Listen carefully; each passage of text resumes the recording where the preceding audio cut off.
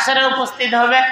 যেমন বুখারী মুসলিমের হাদিসে এক হাদিসে হযরত আয়েশা রাদিয়াল্লাহু তাআলা আনহা থেকে বর্ণিত, এর আগেও আমরা শুনছি। তিনি বলেন যে আমি আল্লাহ রাসূলের কাছ থেকে শুনেছি, ইয়াকুল, আল্লাহ রাসূল বলেন, ইহশারুন নাসু ইয়াউমাল কিয়ামাতি হুফাতান উরাতান গুরলান, হাসরের মাঠে মানুষদেরকে একত্রিত করা হবে। হুফাতান, হাফির বহুবচন, মানে নগ্ন পায়ে, খালি পায়ে। উরাতান, আরের বহুবচন, বিবস্ত্র অবস্থায়, উলঙ্গ অবস্থায়। গুরলান, খাতনাবিহীন। যেমন দুনিয়াতে যখন আমরা আসছি পোশাকও ছিল না, জুতাও ছিল না, খাতনাও করা ছিল না, তো হাসরের মাঠেও সকল উম্মতকে, সমস্ত মানুষকে, সবাইকে এরকম অবস্থায় উঠাবেন। তো এই হাদিস আয়েশা রাদিয়াল্লাহু তাআলা আনহা বর্ণনা করতেছেন, আল্লাহ রাসূল বলছেন। তো আয়েশা রাদিয়াল্লাহু তাআলা আনহা জিজ্ঞাসা, কুনতু ইয়া রাসূলুল্লাহ, হুজুর আর রিজালু ওয়ান নিসাউ জামিআন, পুরুষ মহিলা সবাই এক জায়গায় উপস্থিত হবে। ইয়ানজুরু বা'দুহুম ইলা বা'দিন, একে অপরের দিকে তাকাবে। তার মানে হুজুর ওই সময় কি একজন আরেকজনের দিকে তাকাবে না? সবাই যদি উলঙ্গ থাকে, পুরুষ মহিলা সবাই যদি একই স্থানে হাজির হতে হয়, তখন আল্লাহ রাসূল বলেন, ফাকালা ইয়া আয়েশা আল আমরু আশাদ্দু মিন আইয়ানজুরা বা'দুহুম ইলা বা'দ, যে অবস্থাটা এর চেয়েও ভয়ানক হবে যে একজন আরেকজনের দিকে তাকাবে। এই তাকাবে যে এই অবস্থার হবে না, এর চেয়েও কঠিন অবস্থা হবে হাসরের মাঠে।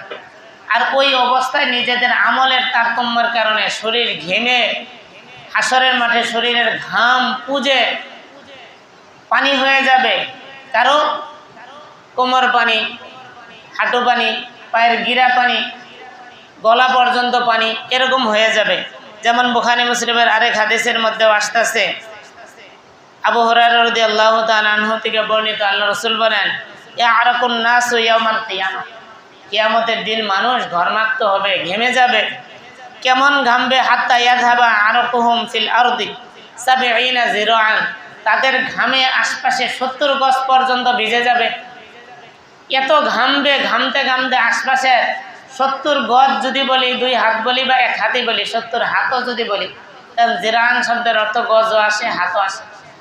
তো 70 হাত আশপাশের জায়গা ঘামের কারণে ভিজে যাবে, এত ঘামবে হাসরের মাঠে। তো এমনকি ওয়াইলজিমুহুম, এই ঘামে কারো লাগাম হবে। লাগাম মানে একবারে ঠোঁট পর্যন্ত ঘাম হয়ে যাবে। হাত্তা ইয়াবলুগা আযানাহুম, উযুনুন অর্থ কান, এর বহুবচন আযান। হাত্তা ইয়াবলুগা আযানাহুম, তাদের কান পর্যন্ত ঘাম হয়ে যাবে। তো এইভাবে যদি সোজা হয়, মুখ বরাবর মানে কান বরাবর, তো এই পরিমাণ ঘাম হয়ে যাবে। এমন হবে যে দাঁড়িয়ে থাকলেও কান বরাবর, তাহলে কি করবে? মুখ উপর দিকে সোজা করেও মুখের ভিতরে ঘাম ঢোকে, এরকম হবে। তো এরকম কঠিন অবস্থা হয়ে যাবে হাসরের মাঠে। তো ওই সময় ঘামের মধ্যেও তারতম্য হইতে থাকবে।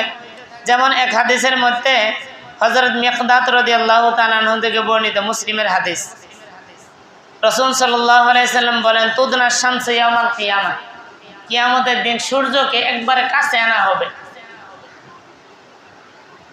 তো একেবারে মাথার কাছে সূর্য আসবে। কেমন কাছে? মিনাল খলকে হাত্তা তাকুনা মিনহুম কামিকদারি মিলিন, হাদিসে আসছে মিল মানে মাইল। তো 1 মাইলের মতো দূরত্বে সূর্য চলে আসবে। ফাতাকাউনুন নাসু আলা কদরি আমালিহিম ফিল আরাক, ফলে লোকেরা তাদের আমল অনুপাতে ঘামের মধ্যে থাকতে থাকবে।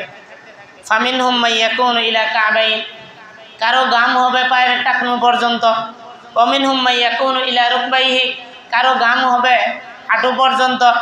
ওমাইয়াকুনু ইলা হাকবাইহি, হাকবান অর্থ কোমর, কারো ঘাম হবে কোমর পর্যন্ত। ওমিনহুম মাইয়ুলজিমুহুমুল আরাকু ইলজামান, কারো ঘামে মুখের লাগাম হবে, তার মানে কারো ঘাম হবে গলা পর্যন্ত, গলা না মুখ পর্যন্ত, এই অবস্থা হবে। এরপরে এটাই আল্লাহ রাসূল হাতের ইশারায় বলছেন, আশারা বিয়াদিহি ইলা ফিহি, আল্লাহ রাসূল ইশারা করে বলছেন এই মুখ পর্যন্ত ঘাম হয়ে যাবে।